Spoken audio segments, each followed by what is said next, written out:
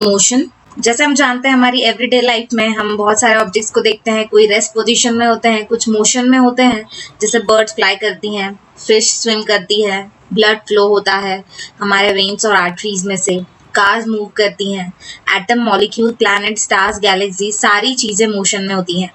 और we often perceive an object to be in motion when its position changes with time. और हम किसी भी ऑब्जेक्ट को तब मानते हैं कि वो मोशन में है जब वो चेंज करता है अपनी पोजीशन को टाइम के हिसाब से। और इसीलिए ये सिचुएशंस जो है जहाँ पर मोशन जो है इन्फर्ड किया जाता है इनडायरेक्ट एविडेंसेस से। एग्जाम्पल देखें तो हम इन्फर करते हैं मोशन ऑफ एयर को by observing the movement of dust और मूवमेंट ऑफ लीव्स या ब्रांचेस ऑफ ट्रीज। क्या कॉज करता है फिनोमेना ऑफ सनराइज को, सनसेट और चेंजिंग ऑफ सीजन, ये किस फिनोमेना से होता है? क्या ये मोशन की वजह से होता है अर्थ के? तो यस, अगर ये सही है तो क्यों हम डायरेक्टली नहीं देख पाते या परसीव नहीं कर पाते मोशन ऑफ द अर्थ को? कोई भी ऑब्जेक्ट जो अपीयर होता है moving for one person and stationary for some other, ऐसा हो सकता है कि किसी एक पर्सन के लिए कोई ऑब्जेक्ट मूविंग में आपको लग रहा हो कि मोशन में है और दूसरे के लिए स्टेशनरी है। जैसे पैसेंजर अगर मूविंग बस के अंदर है तो रोड साइड ट्रीज उन्हें अपीयर होंगी मूविंग में बैकवर्ड, और पर्सन जो स्टैंड करता है रोड साइड पे वो परसीव करता है बस को along with the passenger as moving. और इसी तरह कोई पैसेंजर जो बस के अंदर है तो वो अपने पहले पैसेंजर्स को जो उनके साथ बैठे हैं उन्हें वो रेस्ट में देखेंगे या उन्हें लगेगा कि ये रेस्ट में है। तो ये ऑब्जर्वेशंस क्या इंडिकेट करते हैं? बहुत सारे मोशंस कॉम्प्लेक्स होते हैं, कुछ ऑब्जेक्ट्स मूव करते हैं स्ट्रेट लाइन में और कुछ सर्कुलर पाथ में, कुछ रोटेट होते हैं और कुछ वाइब्रेट होते हैं। कुछ सिचुएशंस होती हैं, देयर में भी सिचुएशंस जो इन्वॉल्व करती हैं कॉम्बिनेशन ऑफ ये सारी चीज़ों को। और इस चैप्टर में हम सबसे पहले देखेंगे कि डिस्क्राइब किस तरह से करना है मोशन ऑफ ऑब्जेक्ट को एक स्ट्रेट लाइन में। हम और भी जानेंगे इस बारे में कि किस तरह से एक्सप्रेस कर सकते हैं इन मोशंस को through simple equation and graph. और उसके बाद हम डिस्कस करेंगे कि किस तरह से सर्कुलर मोशन को डिस्क्राइब कर सकते हैं। एक्टिविटी दी है जिसमें हमें डिस्कस करना है कि whether the walls of your classroom are at rest और इन मोशन। एक और एक्टिविटी है जिसमें आपने कभी एक्सपीरियंस किया हो कि ट्रेन जो है जिसमें आप बैठे हुए हैं वो अपीयर हो रही है आपको मूव करते हुए जबकि वो रेस्ट पोजीशन में है। ऐसा बहुत बार आपके साथ हुआ होगा। डिस्कस करना है, शेयर करना है अपने एक्सपीरियंस को आपको।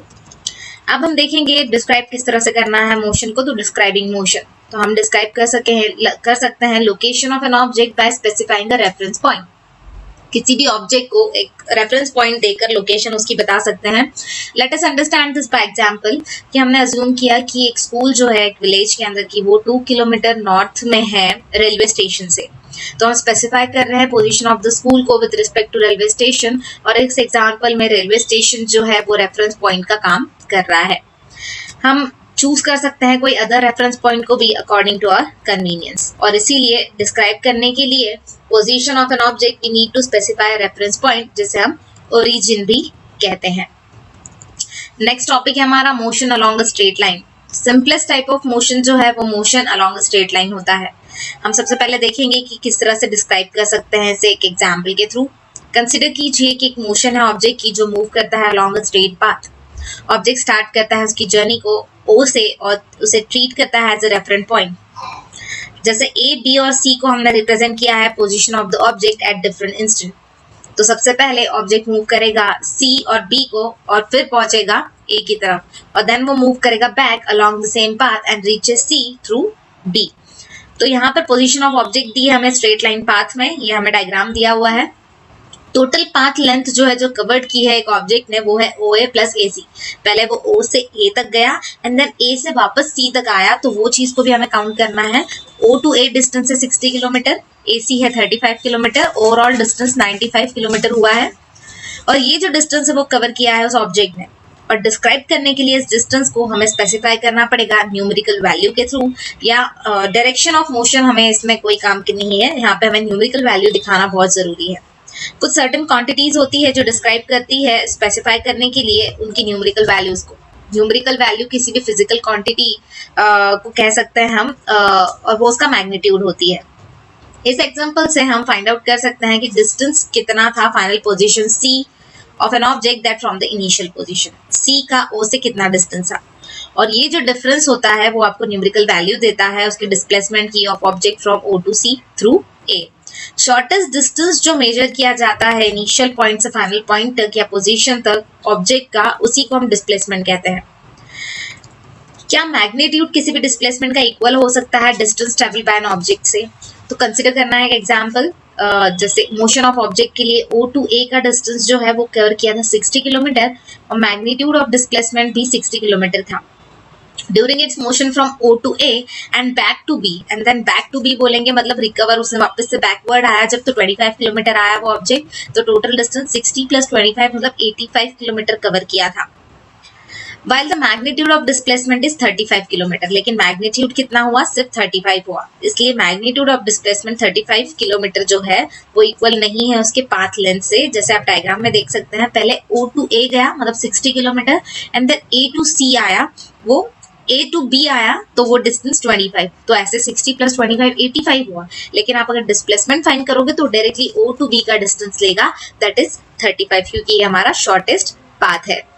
हमने नोटिस किया कि मैग्नीट्यूड ऑफ डिस्प्लेसमेंट जो है ऑफ कोर्स मोशन होता है, और मतलब उसमें जो होता है ऑफ कोर्स मोशन में भी जीरो, पर करस्पॉन्डिंग डिस्टेंस जो है वो जीरो नहीं होगा। If we consider the object to travel back to O, अगर हम कंसीडर करें कि वो बैक टू O आ जाए तो फाइनल पोजीशन उसकी क्या होगी? इनिशियल पोजीशन बन जाएगी, क्योंकि O से स्टार्ट किया था और O पे एंड हो रहा है, तो ये क्या हो जाएगी? इनिशियल पोजीशन पे ही फाइनल पोजीशन आ जाएगी, इसलिए उसका डिस्प्लेसमेंट वहां पर जीरो हो जाएगा। बल्कि उसका अगर हम डिस्टेंस देखेंगे तो वो 60 + 60 120 किलोमीटर होगा। तो ये दो डिफरेंट फिजिकल क्वांटिटीज जो हैं, जिसे हम डिस्टेंस और डिस्प्लेसमेंट कहते हैं, ये यूज की जाती है डिस्क्राइब करने के लिए overall motion of an object को, और लोकेट करने के लिए उसकी फाइनल पोजीशन को with reference to its initial position at a given time. एक एक्टिविटी दी है जिसमें हमें एक मीटर स्केल लेनी है और एक लॉन्ग रोप लेनी है। वॉक करना है आपको one corner of the basketball court से टू इट्स अपोजिट कॉर्नर, बिल्कुल अपोजिट कॉर्नर में आपको मूव करना है अलोंग इट्स साइड्स, उसके साइड्स के थ्रू, और मेजर करना है डिस्टेंस जो कवर किया है आपने और मैग्नीट्यूड ऑफ डिस्प्लेसमेंट। तो क्या डिफरेंस आपको देखने को मिलेगा? मतलब आप अगर साइड टू साइड जाते हैं एकदम अपोजिट वाले कॉर्नर पे तो कितना डिस्टेंस होता है, और आप डिस्प्लेसमेंट अगर उसका देखते हैं, डिस्प्लेसमेंट में क्या होगा? उसका डायगोनल जो है वो आपको देखने को मिलेगा। तो डायगोनल और इसमें कोई डिफरेंस आएगा या नहीं, ये आपको देखना है।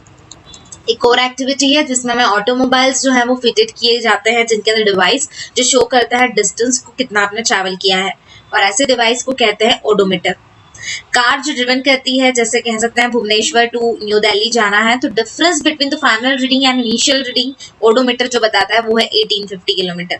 तो फाइंड आउट करना है आपको magnitude of displacement between Bhubaneswar and New Delhi by using the road map of India. Uniform motion और नॉन यूनिफॉर्म मोशन हम नाम से ही समझ सकते हैं। कंसिडर कीजिए कि कोई ऑब्जेक्ट है जो मूव करता है एक स्ट्रेट लाइन में।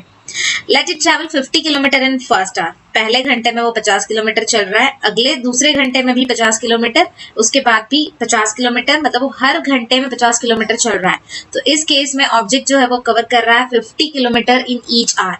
तो ऐसे में हम कह सकते हैं कि ऑब्जेक्ट कवर कर रहा है इक्वल डिस्टेंस को इक्वल इंटरवल ऑफ टाइम में, और इसीलिए हम इसे यूनिफॉर्म मोशन कहेंगे।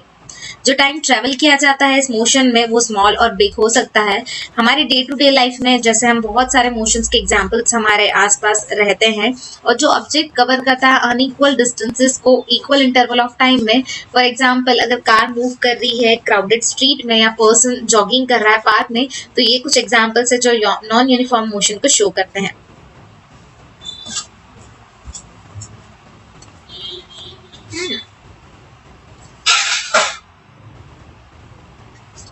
एक्टिविटी में हमें देखना है कि डेटा जो रिगार्डिंग मोशन है दो डिफरेंट ऑब्जेक्ट्स का ए और बी का, वो हमें दिया गया है टेबल 8.1 में।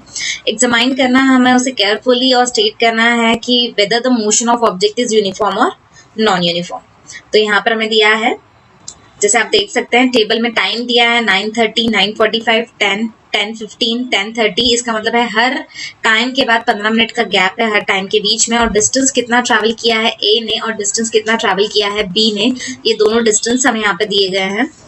ए में जैसे 9:30 पे स्टार्ट किया है उसने ट्रैवल करना, that is 10 kilometre 10 metre, while 9:45 पे 20, then 30, 40, 50, 60, 70। while जो B है उसने 12, 19, 23, 35, 37, 41, 44 इस तरह से डिस्टेंस जो है वो ट्रैवल किया है मीटर में। तो इससे हम कह सकते हैं कि जो ऑब्जेक्ट A है वो यूनिफॉर्म मोशन में ट्रैवल कर रहा था, while ऑब्जेक्ट B जो है वो नॉन यूनिफॉर्म मोशन में था। Measuring the rate of motion, किस तरह से हम मेजर कर सकते हैं रेट ऑफ मोशन को। जैसे हमें यहाँ पर एक स्कोर बोर्ड दिया हुआ है क्रिकेट मैच का, एक यहाँ पर हमें पिक्चर दिया गया है जिसमें हमें दिखाया गया है कि बॉलिंग स्पीड जो है इन किलोमीटर पर आवर किस तरह से है। पहले 140, देन 143, 135, 145, इस तरह से, मतलब ये चीज यूनिफॉर्म नहीं है। एक और डायग्राम है जिसमें हमें स्पीड लिमिट दी हुई है उस रोड के ऊपर की, जिसमें दिखा है कार की स्पीड जो है 50 किलोमीटर पर आवर होनी चाहिए, वेल जो लगेज वाली गाड़ियां होती हैं जिसमें सामान रखा जाता है 40 किलोमीटर पर आवर उसकी स्पीड होनी चाहिए। तो ये सिचुएशंस जो हमें ऊपर दी गई हैं, जैसे बॉलिंग स्पीड जो है 143 kilometre per our, figure 8.2a में दूसरा दिया है हमें, उसका मतलब क्या है और अंडरस्टैंड क्या कर सकते हैं। साइन बोर्ड जो हमें दिया है सेकंड डायग्राम में, उसमें क्या शो कर रहे हैं। तो सेकंड वाला जो डायग्राम है उसमें ये बताया गया है कि डिफरेंट ऑब्जेक्ट्स जो है उन्हें डिफरेंट अमाउंट ऑफ टाइम लगता है किसी भी पर्टिकुलर डिस्टेंस को कवर करने के लिए। कुछ उसमें से फास्ट मूव करते हैं, कुछ स्लो मूव करते हैं। रेट जिससे ऑब्जेक्ट जो है मूव करता है वो डिफरेंट होता है। अल्सो डिफरेंट ऑब्जेक्ट्स जो है वो मूव करते हैं सेम रेट से। अदर वेज से देखें measuring the rate of motion of an object, तो वो फाइंड आउट कर सकते हैं distance travel by object in unit time.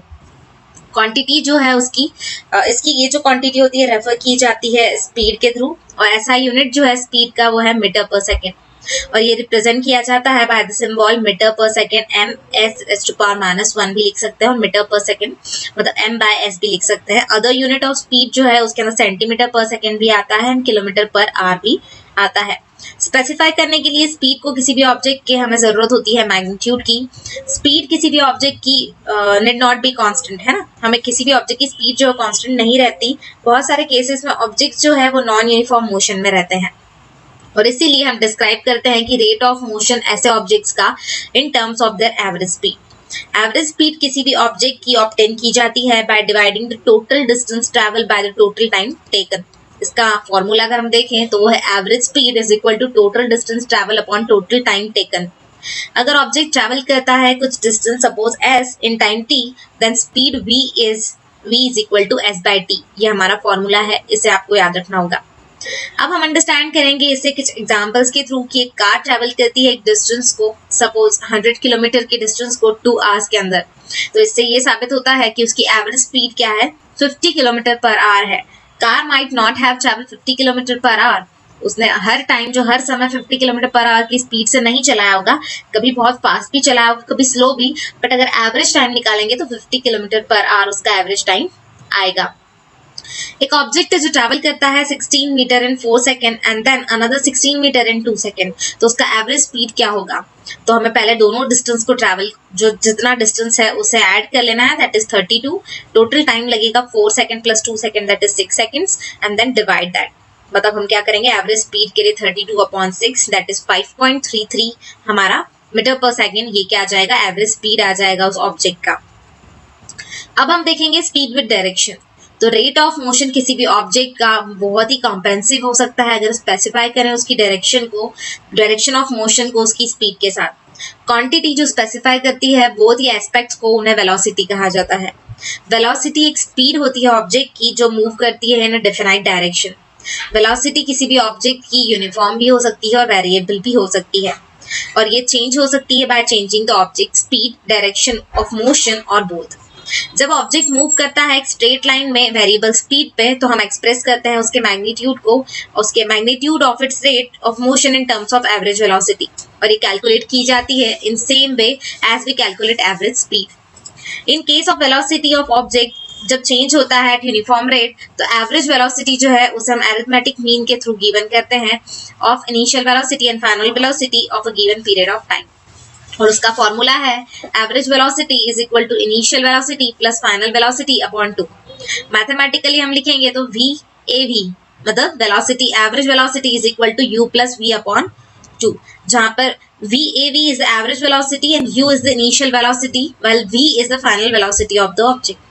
Speed और वेलोसिटी के सेम यूनिट्स होते हैं, that is metre per second. Activity में हमें मेजर करना है टाइम को, it takes you to walk from your house to bus stop. आपके घर से बस स्टॉप तक जाने के लिए या स्कूल तक जाने के लिए आपको कितना टाइम लगता है। अगर आप कंसिडर करेंगे average walking speed 4 kilometre per our, तो आप एस्टिमेट कर सकते हैं डिस्टेंस को बस स्टॉप या स्कूल के आपके घर से। एक्टिविटी एक और दी है जिसमें एट द टाइम जब क्लाउडी होता है तो फ्रीक्वेंट थंडर या लाइटनिंग आपको देखने को मिलती है, और साउंड ऑफ थंडर जो है उसे कुछ समय लगता है आप तक पहुंचने के लिए एज कम्पेयर टू लाइटनिंग। तो आप आंसर कर सकते हैं क्यों ऐसा होता है, बिकॉज लाइट की जो स्पीड है वो साउंड की स्पीड से बहुत ज्यादा है। मेजर कर सकते हैं टाइम इंटरवल को यूजिंग डिजिटल रिस्ट वॉच या स्टॉप वॉच।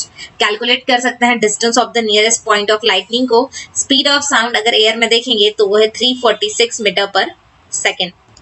एग्जाम्पल में एक ओडोमीटर दिया है कार का जो रीड करता है 2000 kilometre at the start of a trip and 2400 kilometre at the end of the trip. अगर ट्रिप को 8 घंटे लगते हैं तो एवरेज स्पीड कैलकुलेट करनी है। डिस्टेंस कितना कवर किया है 2400 माइनस 2000, मतलब 400 किलोमीटर चली है गाड़ी और 400 चलने के लिए 8 घंटे लगे हैं। तो आप इसे डिवाइड कर दीजिए, that is 50 kilometre per our उसकी एवरेज स्पीड होगी।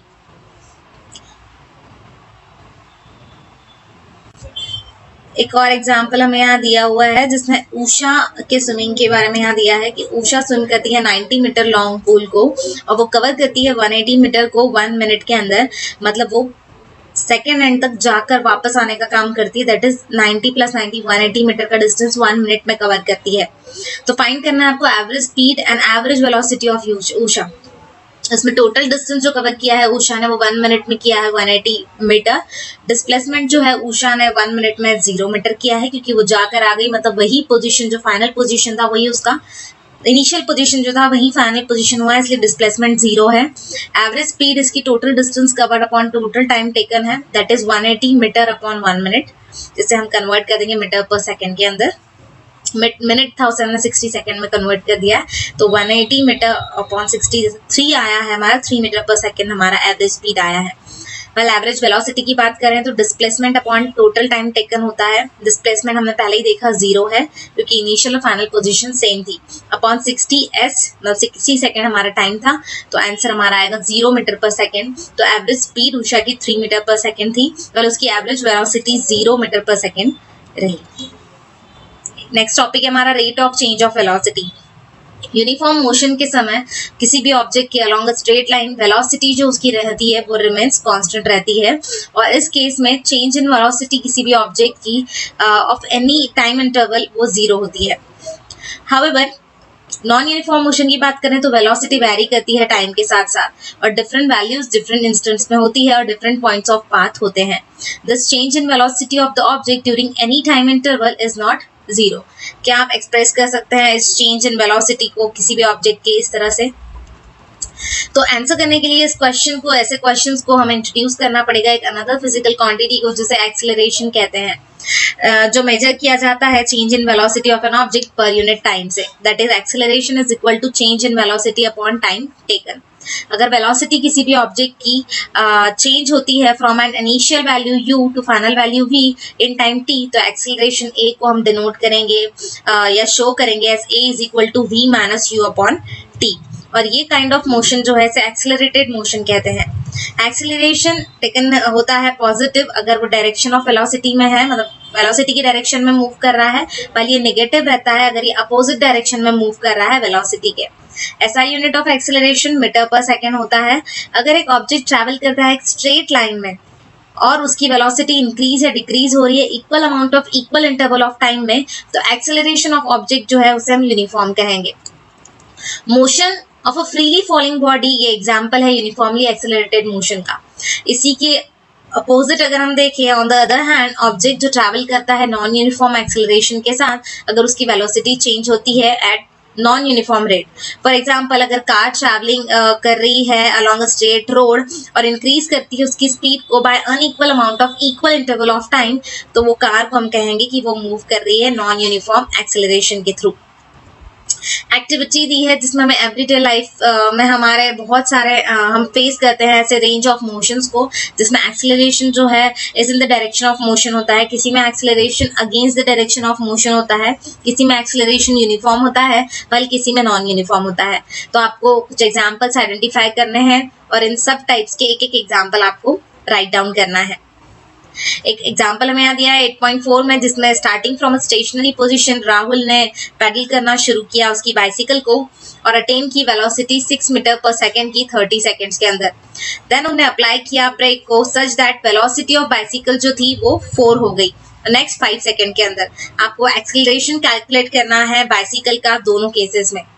तो हम सबसे पहले हमें जो गिवन है वो लिखते हैं। फर्स्ट केस में देखें इनिशियल वेलोसिटी 0 थी, फाइनल 6 मीटर पर सेकेंड हुई, टाइम उसे 30 सेकेंड लगा। इक्वेशन इससे बनेगा हमारा acceleration is equal to v minus u upon t. Substitute करना है वैल्यू, v की वैल्यू 6 है, u की 0 है अपॉन 30, तो 6 और 30 हमारा आया दैट इज 0.2। ये हमारा एक्सीलरेशन आया 0.2 metre per second. Second case में अगर देखें तो इनिशियल वेलोसिटी 6 थी और उसके बाद 5 सेकेंड में उसने अपनी स्पीड को कम कर दिया that is 4 metre per second कर दिया है 5 सेकेंड के अंदर। तो a जो है हमारा 4 माइनस 6 अपॉन 5 है, ये आएगा हमारा answer minus 0.4 metre per second और मीटर पर सेकेंड स्क्वायर। तो एक्सेलरेशन जो होगा वो बाइसिकल का फर्स्ट केस में देखें तो 0.2 मीटर पर सेकेंड स्क्वायर होगा और सेकेंड केस में देखें तो वो minus 0.4 metre per second square होगा। हेलो फ्रेंड्स, आज हम देखेंगे अपना बचा हुआ चैप्टर जो था क्लास 9 साइंस का चैप्टर 8 मोशन, जिसमें हमारा नेक्स्ट टॉपिक है 8.4 ग्राफिकल रिप्रेजेंटेशन ऑफ मोशन। हम किस तरह से ग्राफिकली रिप्रेजेंट कर सकते हैं मोशन को। तो सबसे पहली बात कि ग्राफ हमें प्रोवाइड करते हैं कन्वीनियंट मेथड हमारे पास होती है किसी भी बेसिक इंफॉर्मेशन को प्रेजेंट करने के लिए, वैरायटी ऑफ इवेंट्स को बताने के लिए हमारे पास ग्राफ जो होते हैं बहुत ही कन्वीनियंट मेथड होती है। फॉर एग्जाम्पल एक टेलीकास्ट है अगर वनडे क्रिकेट मैच का, तो वर्टिकल बार ग्राफ जो है वो शो करते हैं रन रेट को उस टीम के हर ओवर में, हर ओवर के जो रन है उन्हें। As you have studied in mathematics, straight line graph जो है वो हेल्प करता है सॉल्व करने के लिए लीनियर इक्वेशन जिसमें 2 वेरिएबल्स होते हैं। ये डिस्क्राइब करने के लिए कि मोशन मतलब डिस्क्राइब करना है कि मोशन ऑफ ऑब्जेक्ट जो है ऑफ एन ऑब्जेक्ट जो है, तो हम यूज कर सकते हैं लाइन ग्राफ्स को। और इस केस में लाइन ग्राफ्स जो है वो शो करते हैं dependency on one physical quantity, जैसे कि डिस्टेंस या velocity on the other on another quantity, जैसे कि टाइम भी हम यूज कर सकते हैं। पहला हमारा ग्राफ है डिस्टेंस टाइम ग्राफ। इसके अंदर जो चेंज होता है in the position of object with respect to time वो रिप्रेजेंट किया जाता है डिस्टेंस टाइम ग्राफ में adopting a convenient scale of choice. आपके चॉइस से आप कोई भी कन्वीनियंट स्केल ले सकते हैं। इस ग्राफ में टाइम जो है उसे एक्स एक्सिस पे लिया जाता है, while डिस्टेंस जो है वो वाई एक्सिस पे लिया जाता है। डिस्टेंस टाइम ग्राफ जो है वो एम्प्लॉयड किया जाता है वेरियस कंडीशंस में, जहां पर ऑब्जेक्ट मूव करता है एक यूनिफॉर्म स्पीड से, नॉन यूनिफॉर्म स्पीड से या एट रेस्ट होता है तब भी। आप देख सकते हैं यहाँ में डायग्राम दिया हुआ है, ग्राफ दिया हुआ है डिस्टेंस टाइम ग्राफ किसी भी ऑब्जेक्ट का या ऑब्जेक्ट का जो यूनिफॉर्म मोशन में है। अब ये कैसे पता चला, तो यूनिफॉर्म स्पीड में अगर ऑब्जेक्ट रहता है तो एक स्ट्रेट लाइन उसका ग्राफ आता है। जैसे आप देख सकते हैं जैसे जैसे डिस्टेंस बढ़ते जा रहा है टाइम भी उसके साथ इक्वली मूव कर रहा है, इसलिए हमारे जो पॉइंट्स है वो बिल्कुल एक स्ट्रेट लाइन में आए हैं जो यूनिफॉर्मनेस को शो करते हैं। हम जानते हैं कि जब ऑब्जेक्ट ट्रैवल करता है इक्वल डिस्टेंस को इक्वल इंटरवल ऑफ टाइम में और मूव करता है यूनिफॉर्म स्पीड से, तो हम ये कहते हैं कि वो स्ट्रेट लाइन ग्राफ बनाता है और ये शो करता है this shows that the distance travel by the object is directly proportional to time taken. मतलब टाइम बढ़ते जाएगा तो डिस्टेंस भी बढ़ते जाएगा, डायरेक्टली प्रोपोर्शनल होगा। दस यूनिफॉर्म स्पीड के लिए graph of distance travel against time is straight line, जो मैंने आपको पहले ही बताया। पोर्शन ओबी जो है इस ग्राफ का वो शो करता है डिस्टेंस को is increasing at a uniform rate. Note कीजिए कि आप यूज कर सकते हैं टर्म यूनिफॉर्म वेलोसिटी को in place of uniform speed अगर आप मैग्नीट्यूड ऑफ डिस्प्लेसमेंट इक्वल लेते हैं distance travel by object along with Y axis के। आप यूज कर सकते हैं डिस्टेंस टाइम ग्राफ को डिटरमाइन करने के लिए स्पीड ऑफ ऑब्जेक्ट को ऑब्जेक्ट की, और इसके लिए आप कंसिडर कर सकते हैं स्मॉल पार्ट ए बी को किसी भी डिस्टेंस टाइम ग्राफ के जो शो किया गया है 8.3 में। ड्रॉ कीजिए एक line parallel to Y axis from point B, और ये जो 2 लाइन होंगी ये दोनों एक पॉइंट पे जहां मिलेंगी वो पॉइंट सी होगा ताकि वहां पर ट्रायंगल एबीसी बन पाए। और अब ग्राफ के ऊपर देखेंगे तो AC डिनोट करता है टाइम इंटरवल को। आप देख सकते हैं A और B के बीच में एक और तीसरा पॉइंट है C, जो दोनों के यहाँ से जब एक एक लाइन हमने निकाली है पास की है तो वो C पॉइंट पे मीट हो रही है, और वो हमारा C पॉइंट जो है वो एक ट्रायंगल फॉर्म कर रहा है ABC ट्रायंगल, जिसमें AC जो है वो डिनोट कर रहा है time interval T2 minus T1, while BC correspond कर रहा है डिस्टेंस को that is S2 minus S1। और हम कह सकते हैं ग्राफ से हम ये देख सकते हैं कि ऑब्जेक्ट मूव करता है from point A to B और कवर करता है distance S2 minus S1 in time T2 minus T1। तो स्पीड v जो है ऑब्जेक्ट की, इसीलिए हम रिप्रेजेंट कर सकते हैं as v is equal to S2 minus S1 upon T2 minus T1। हम प्लॉट कर सकते हैं डिस्टेंस टाइम ग्राफ को एक्सेलरेटेड मोशन के लिए भी। टेबल 8.2 जो हमें नीचे दिया गया है वो शो करता है डिस्टेंस, ये शो कर रहा है डिस्टेंस जो ट्रैवल किया है एक कार ने टाइम टी के इंटरवल में, या टाइम इंटरवल के अंदर 2 सेकेंड्स का टाइम इंटरवल है, उसमें कितना कितना डिस्टेंस उस कार ने कवर किया है। पहले 0 टाइम में जब टाइम शुरुआत हुई नहीं है तब 0 है, डिस्टेंस 0 है। जब 2 सेकंड हुए हैं 1 मीटर चली है, 4 सेकंड में 4 मीटर चली है, 6 सेकंड में 9 मीटर चली है। इस तरह से हमें ये ग्राफ दिया हुआ है, टेबल दिया है, जिसके ऊपर से हमने ये ग्राफ ड्रॉ किया है। इसमें डिस्टेंस हमने लिया है y एक्सिस पे, वाइल टाइम x एक्सिस पे लिया है। 2, 4, 6, 8, 10, 12 ये हमारा टाइम का, जैसे कि हमें वहां पर 2 की गैप में दिए हुए थे टाइम इंटरवल, तो इसलिए हमने 2 के टेबल के रूप में हमने इसे लिया है टाइम को। 5, 15, 20, 25, 30 ये हमने y एक्सिस पे डिस्टेंस इन मीटर लिया गया है।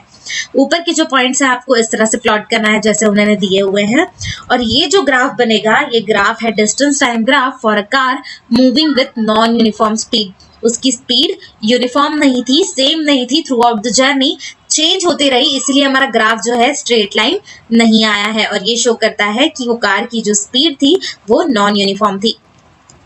Distance time graph for the motion of car ये शो किया गया है 8.4 में। नोट कीजिए कि शेप ऑफ ये ग्राफ जो है ये डिफरेंट है अर्लियर डिस्टेंस टाइम ग्राफ से। मैंने जैसे आपको पहले ही बताया, क्योंकि पहला वाला जो हमारा ग्राफ था वो यूनिफॉर्म स्पीड के लिए था, वो स्ट्रेट लाइन था, और यहाँ पर नॉन यूनिफॉर्म के लिए है, इसलिए स्ट्रेट लाइन नहीं है।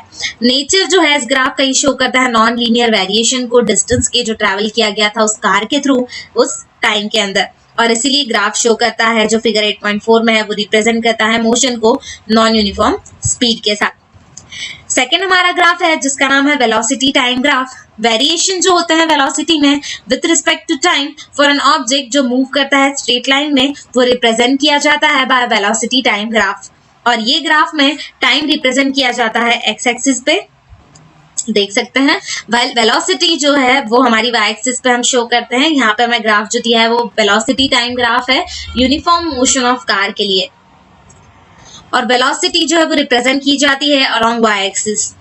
अगर ऑब्जेक्ट मूव करता है यूनिफॉर्म वेलोसिटी में तो height of its velocity time graph will not change with time, height उसकी चेंज नहीं होगी क्योंकि वो यूनिफॉर्म वेलोसिटी से बढ़ रहा है ना, तो उसकी हाइट तो सेम ही रहने वाली है, और ये स्ट्रेट लाइन पैरेलल लाइन जो होती है एक्स एक्सिस पे वो फॉर्म होगी फिगर 8.5 की, जो शो करती है वेलोसिटी टाइम ग्राफ को for car moving with uniform velocity that is 40 kilometre per our. हम जानते हैं कि प्रोडक्ट ऑफ वेलोसिटी और टाइम जो है वो हमें डिस्प्लेसमेंट देता है उस ऑब्जेक्ट का जो मूव कर रहा है यूनिफॉर्म वेलोसिटी में। एरिया जो एनक्लोज किया जाता है वेलोसिटी टाइम ग्राफ में, और टाइम जो एक्सिस पे होता है वो इक्वल अगर होता है मैग्नीट्यूड के डिस्प्लेसमेंट के इक्वल ही होता है, मतलब एरिया जो एनक्लोज किया है वेलोसिटी टाइम ग्राफ ने और टाइम एक्सिस जो है वो इक्वल होती है मैग्नीट्यूड ऑफ डिस्प्लेसमेंट के।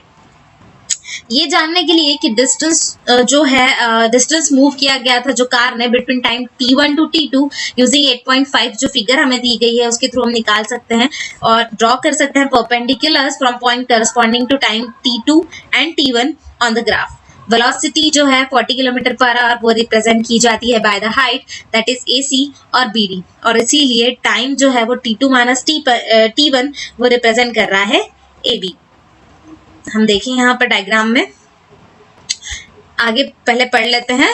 सो द डिस्टेंस S जो है वो मूव किया गया था कार के थ्रू, वो टाइम t2 माइनस t1 में किया था और वो एक्सप्रेस किया गया है S is equal to AC into CD।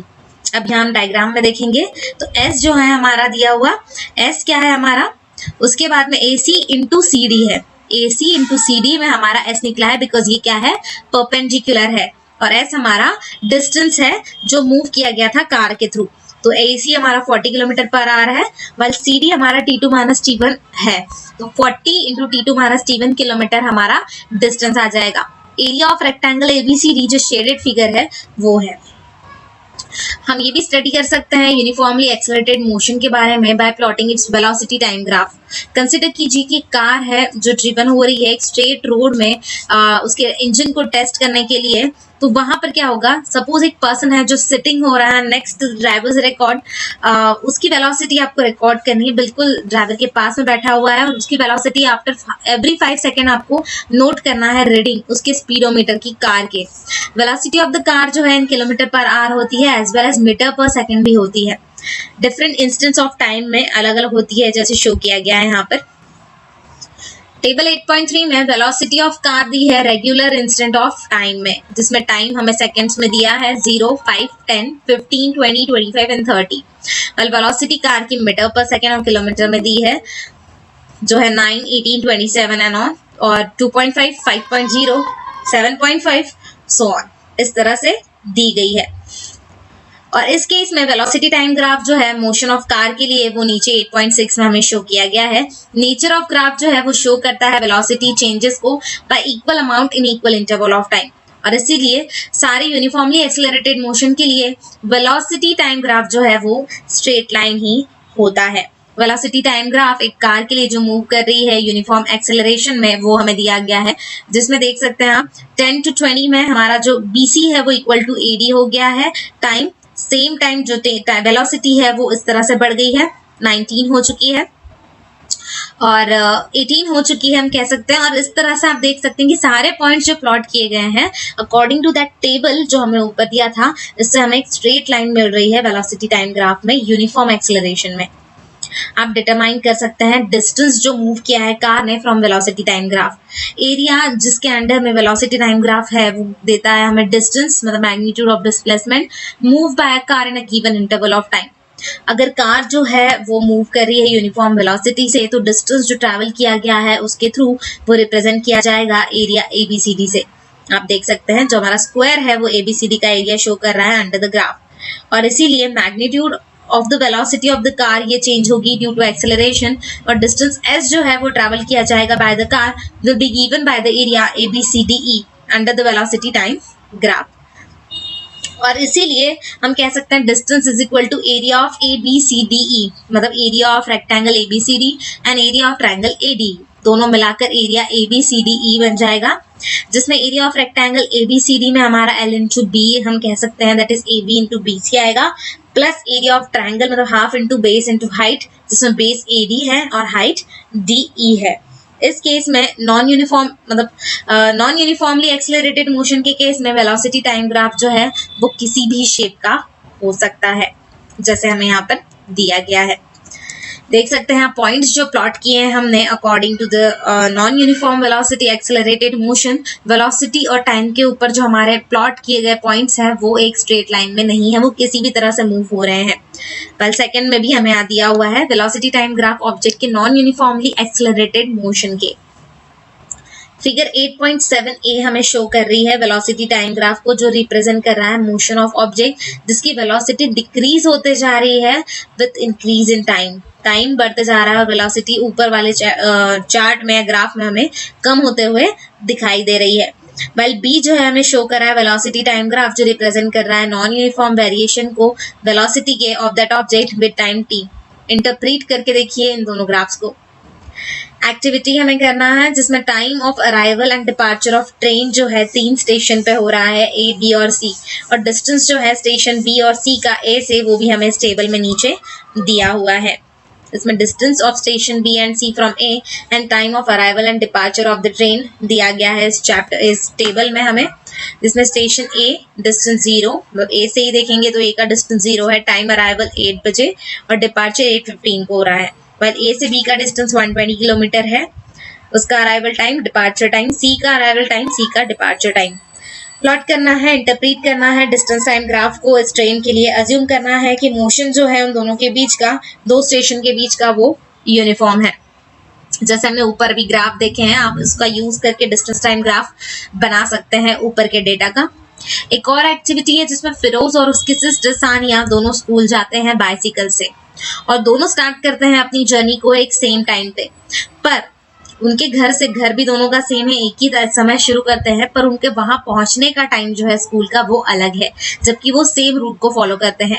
तो नीचे जो हमें टेबल दिया है वो डिस्टेंस जो उन्होंने ट्रैवल किया है डिफरेंट टाइम्स में वो दिया गया है। अब टाइम दिया है, डिस्टेंस फिरोज ने कितना ट्रैवल किया और डिस्टेंस सानिया ने कितना किया ये दिया है। 8 बजे दोनों 0 पे थे जब उन्होंने स्टार्ट किया, 8:05 को 1.0 किलोमीटर फिरोज चला है, वाइल सानिया 0.8। इस तरह से चार्ट दिया है, और हमें इसमें भी डिस्टेंस टाइम ग्राफ को प्लॉट करना है मोशंस के ऑन द सेम स्केल और इंटरप्रेट करना है। अब हम देखेंगे equations of motion by graphical method. तो जब ऑब्जेक्ट मूव करता है एक स्ट्रेट लाइन में यूनिफॉर्म एक्सेलरेशन के थ्रू, तो ये पॉसिबल होता है उसे रिलेट करना velocity, acceleration during motion and distance covered by it at a certain time interval by a set of equations, जिसे हम इक्वेशंस ऑफ मोशन कहते हैं। और ये 3 इक्वेशंस जो हैं बहुत ही इंपॉर्टेंट इक्वेशन है हमारे इस चैप्टर के, मोशन के चैप्टर्स के, जो हमें आगे भी यूज में आएंगे इस फिजिक्स से रिलेटेड टॉपिक्स में। तो ये चीजों को आपको, ये तीनों इक्वेशंस को आपको भूलना नहीं है, जिसमें पहला हमारा है v is equal to u plus a t, second है s is equal to u t plus half a t square, while third है 2as is equal to v square minus u square, जहां पर u जो है हमारा initial velocity है object का जो मूव करता है यूनिफॉर्म एक्सेलरेशन के थ्रू a के through for a time t, और v जो है हमारा फाइनल वेलोसिटी है, और s जो है हमारा डिस्टेंस जो ट्रैवल किया गया है ऑब्जेक्ट में, ऑब्जेक्ट के थ्रू टाइम t के अंदर। इक्वेशन 8.5 हमारा पहला इक्वेशन डिस्क्राइब करता है वेलोसिटी टाइम रिलेशन को। सेकेंड इक्वेशन जो 8.6 है वो रिप्रेजेंट करता है पोजीशन टाइम रिलेशन को। वेल इक्वेशन 8.7 जो है वो रिप्रेजेंट करता है relation between position and velocity को, जो ऑब्टेन की गई है इक्वेशंस 8.5 और 8.6 को मिलाकर 8.7 हमारा मिला है। इसमें हमने t को एलिमिनेट किया है, टाइम को एलिमिनेट किया है, और ये 3 इक्वेशंस जो है डिराइव किए गए हैं ग्राफिकल मेथड के through. Equations for velocity time relation. अब कौन से इक्वेशंस हैं और वेलोसिटी टाइम रिलेशन के लिए वो कैसे हैं? कंसिडर कीजिए कि वेलोसिटी टाइम ग्राफ किसी भी ऑब्जेक्ट का जो मूव कर रहा है अंडर यूनिफॉर्म एक्सेलरेशन, एज हम देख सकते हैं टाइम और वेलोसिटी दी है। Time is on X axis while velocity is on Y axis, जहां पर हमें ओसी जो है इक्वल टू ओडी दिया गया है। मतलब हमारा जब मूवमेंट शुरू हुआ है, मोशन शुरू हुआ है, वो ए से शुरू हुआ है, तो 0 to a का हमारा जो मोशन है वो 0 है।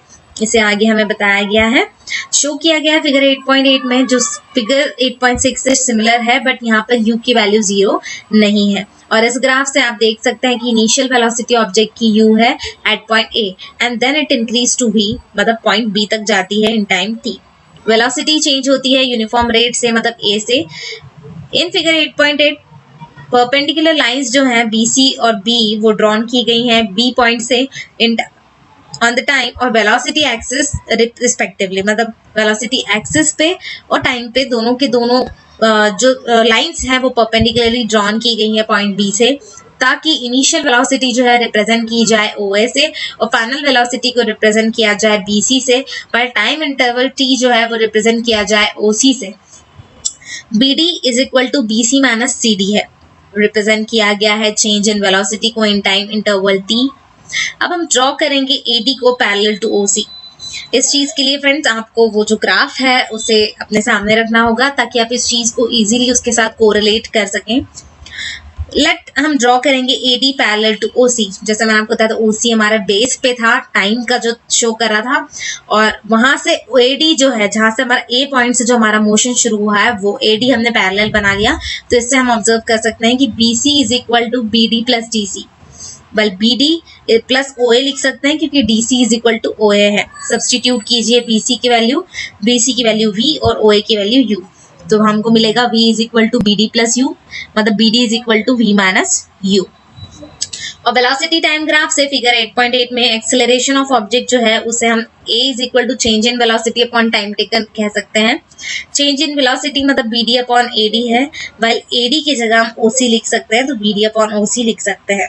बट हमें पता है कि OC क्या है, OC हमारा टाइम है, तो हम OC की जगह T सब्सटीट्यूट कर सकते हैं, जिससे हमें a is equal to BD upon T मिलेगा। वाइल BD अगर हम एक तरफ ले लेते हैं तो हमें AT वैल्यू मिल जाएगी, BD is equal to A into T हो जाएगा। इक्वेशन 8.8 और 8.9 को जब हम इक्वेट करते हैं, मिलाते हैं, तो हमें V is equal to U plus, तो हमें से इक्वेशन मिल रहा है V is equal to U plus AT। भाई अब हम आगे देखेंगे अगर, तो हमें नेक्स्ट देखना है equation for position time graph, position time relation के लिए। तो जैसे हम कंसीडर कर सकते हैं कि ऑब्जेक्ट जो ट्रैवल करता है एक डिस्टेंस को s and time t under uniform acceleration a। In figure 8.8 जो हमें दिया है, डिस्टेंस जो ट्रैवल किया गया है ऑब्जेक्ट के थ्रू वो ऑब्टेन किया जाता है by an area enclose with OADC under the velocity time graph AB। 10 जो डिस्टेंस एस ट्रैवल किया गया है ऑब्जेक्ट के थ्रू उसे हम कह सकते हैं, लिख सकते हैं s is equal to area O A B C जो ट्रेपेजियम है। भाई ओ ए बी सी एरिया को हम दो पार्ट में डिवाइड करते हैं तो एक area of rectangle O A D C आएगा plus area of triangle A B D आएगा। अब हम लिख सकते हैं ओ ए जो हमारा रेक्टेंगल के लिए मैंने बोला था लेंथ इंटू ब्रेथ, तो ओ ए इंटू ओ सी, पर half into base into height मतलब half into A D into B D, और ये हमारा 8.10 आएगा। आप सब्सटीट्यूट करेंगे वैल्यू, ओ ए की वैल्यू यू और ओ सी की वैल्यू मतलब ही ए डी की वैल्यू मतलब ही टी, और बी डी की वैल्यू हमने निकाली थी पहले इक्वेशन में, वो है 80। तो हमें ये सारी वैल्यूज मिल गई हैं, आगे हमें सिर्फ पुट करना है। तो s is equal to u into t plus half t into a t. अब s is equal to u t plus half a t square, ये हमारा नेक्स्ट जो था वो फॉर्मूला हमें मिल गया। अब हम थर्ड वाला फॉर्मूला देखेंगे, equation for position velocity relation, जिसमें हमें वेलोसिटी टाइम ग्राफ शो करता है। फिगर 8.8 में जो बताया गया था उसमें डिस्टेंस s जो है वो ट्रैवल किया गया ऑब्जेक्ट के थ्रू टाइम t के अंदर, और ये मूव कर रहा था इस समय जो ऑब्जेक्ट है वो मूव कर रहा था यूनिफॉर्म एक्सेलरेशन a में, और इसे हम कह सकते हैं एरिया जो इंक्लूज किया गया within trapezium O A B C इस ग्राफ के अंडर में। That is s is equal to area of trapezium O A B C, जिसमें area of trapezium O A plus B C into O C upon 2 है। अब values हमें इनकी पहले से पता है, सब्सटीट्यूट करना है। ओ ए की वैल्यू u, बी सी की वैल्यू v, ओ सी की वैल्यू t, और इन तीनों की वैल्यू सब्सटीट्यूट करने के बाद हमें जो इक्वेशन मिलेगा वो इस तरह से होगा, s is equal to u plus v into t upon 2, और from velocity time relation equation 8.6 जो है हमें इससे मिलेगा t is equal to v minus u upon a, और इक्वेशन 8.11 और 8.12 को जब हम इक्वेट करेंगे तो हमें इक्वेशन मिलेगा s is equal to v plus u into v minus u upon twice a। That is 2a को हम s की तरफ ले जाएंगे, वो हो गया 2as, और a plus b a minus b का फॉर्मूला या आइडेंटिटी जो है that is a square minus b square, ये हमारा आ जाएगा v square minus u square, जो हमारा तीसरा इंपॉर्टेंट इक्वेशन है। अब हमें यहाँ पर एग्जाम्पल दिया हुआ है जिसमें एक ट्रेन है जो स्टार्ट करती है रेस्ट में और अटेन करती है वेलोसिटी को 72 kilometre per hour in 5 minutes. Assume करना है कि एक्सेलरेशन यूनिफॉर्म है और उसके थ्रू आपको फाइंड आउट करना है एक्सेलरेशन और डिस्टेंस जो ट्रैवल किया गया है ट्रेन ने ताकि वो अटेन कर सके वेलोसिटी को। जैसे हमें गिवन है u की वैल्यू 0 है, इनिशियल फाइनल वेलोसिटी 72 है, और 72 को हम 20 metre per second, kilometre per our को हमने 20 मीटर पर सेकेंड में कर दिया है। t की वैल्यू 5 मिनट्स है मतलब 300 सेकेंड्स है। इक्वेशन से हम जानते हैं a is equal to v minus u upon t. एक और चीज़ मैं बता दूं कि फ्रेंड्स हमारे पास जो गिवन डेटा है उस गिवन डेटा में हमको जो वैल्यू को फाइंड करना है उसके अलावा सारी वैल्यूज अगर हमारे पास में हैं तो कौन से फॉर्मूले में ये सारी वैल्यूज हमें मिल जाएंगी, सब्सटीट्यूट करेंगे तो हमें आंसर मिल जाएगा। ये आपको सिर्फ सर्च करना है उस ऊपर के 3 फॉर्मूलेज में से। तो यहाँ पर हमारा a is equal to v minus u upon t है, जिसमें हमें v की वैल्यू पता है, u की पता है एंड t की भी पता है। वैल्यूज पुट करो, हमें आंसर मिला है 1/15 मीटर पर सेकेंड। इक्वेशन 8.7 में जो है 2as is equal to v square minus u square, जिसमें v स्क्वायर हमें पता है लेकिन u हमारा इनिशियल है इसलिए 0 होगा, और इसीलिए s is equal to v square upon 2a हम लिख सकते हैं। v स्क्वायर मतलब हमने ऊपर निकाला था v की वैल्यू 20 थी, तो 20 मीटर पर सेकेंड जो है उसका स्क्वायर लेना है अपॉन 2 इंटू a की वैल्यू हमने अभी निकाली है 1/15 मीटर पर सेकेंड। 3000 इसका आंसर आता है, 3000 मीटर मतलब 3 kilometre. Acceleration of the train हमें इससे पता चल गया, that is 1/15 metre per second, while distance जो ट्रैवल किया था वो है 3 किलोमीटर। एक एग्जाम्पल है 8.6 हमें दिया है जिसमें कार है जो एक्सेलरेट कर रही है uniformly from 18 kilometre per hour to 36 kilometre per hour in 5 seconds. तो हमें कैलकुलेट करना है एक्सेलरेशन को और डिस्टेंस जो कवर किया गया है कार के थ्रू उस टाइम में।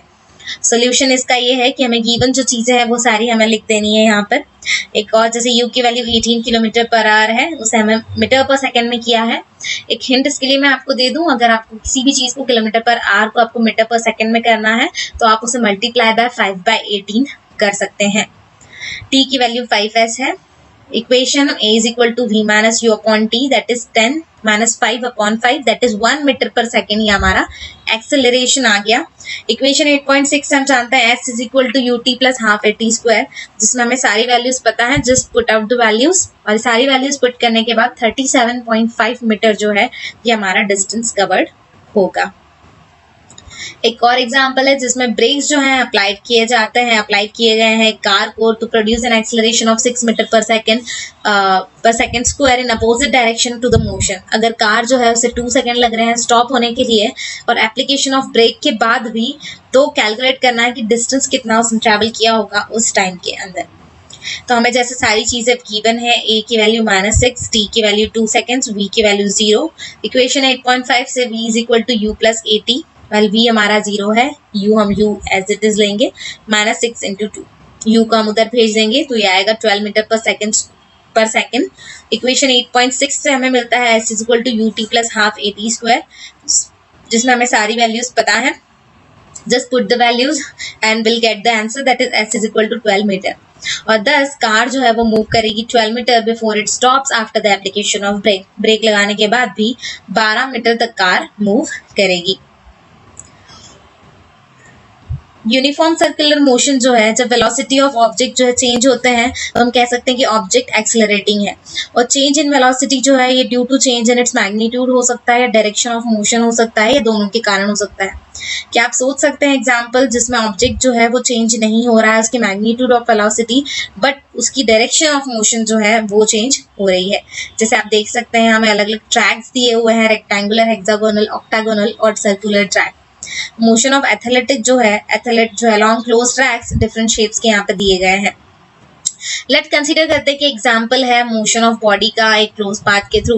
फिगर 8.9 जो है वो शो करता है पाथ को एथलेट के अलॉन्ग रेक्टेंगुलर ट्रैक ABCD।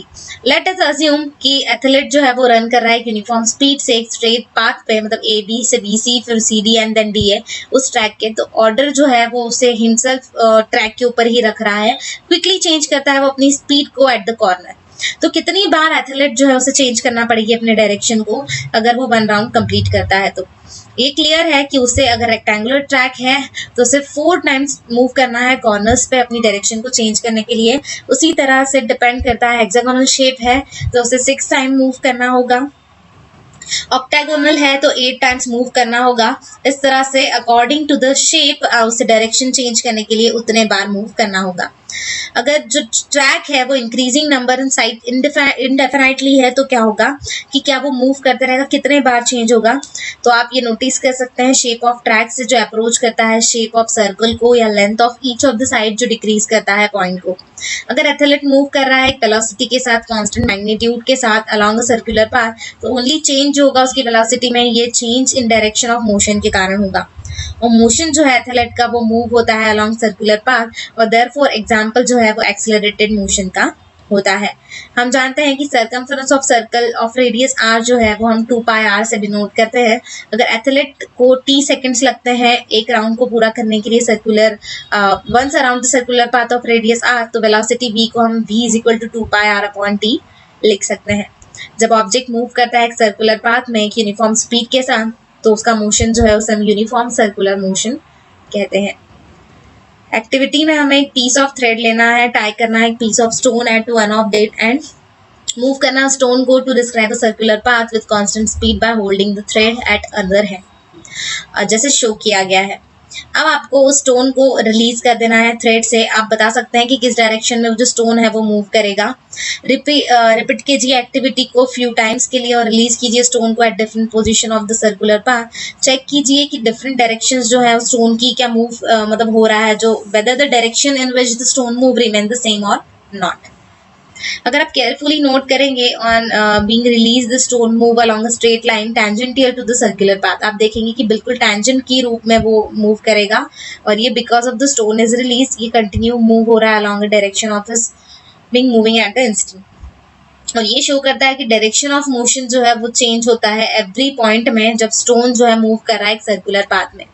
जब एक एथलीट थ्रो करता है हैमर को या डिस्कस को इन स्पोर्ट्स में, तो ये वो जो है वो होल्ड करता है हैमर को या डिस्कस को उसके हैंड में और उसे सर्कुलर मोशन से रोटेट करते हैं उनकी ओन बॉडी के थ्रू।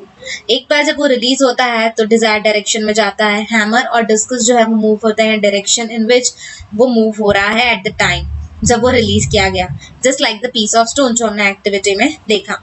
बहुत सारे फैमिलियर एग्जाम्पल्स हैं ऑब्जेक्ट्स के जो मूव करते हैं अंडर यूनिफॉर्म सर्कुलर मोशन, जैसे motion of moon, earth, satellite और circular orbit around the earth, the cyclist on the circular track. ये सब कांस्टेंट स्पीड पे होते हैं। इस तरह से बहुत सारे एग्जाम्पल्स आप देख सकते हैं फ्रेंड्स, और इस तरह से इस चैप्टर को हमने यहाँ कंप्लीट किया है। और